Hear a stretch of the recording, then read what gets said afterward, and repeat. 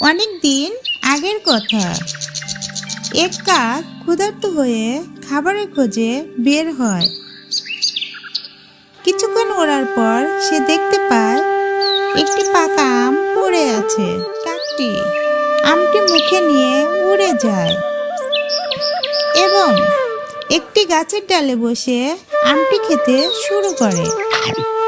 ঠিক তখন একটি টুনটুনি পাখি সেখান দিয়ে উড়ে যাচ্ছিল। হঠাৎ কাককে আম খেতে দেখে টুনটুনি বলল, কাক দাদা, তুমি কত সুন্দর গান গাও, একবার তোমার গান শোনাও তো।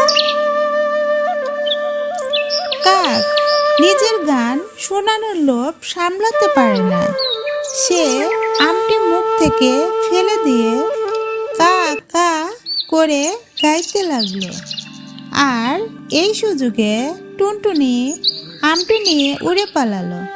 এই গল্পের শিক্ষা হলো, প্রশংসার ফাঁদে পড়ে নিজের ক্ষতি করা উচিত নয়।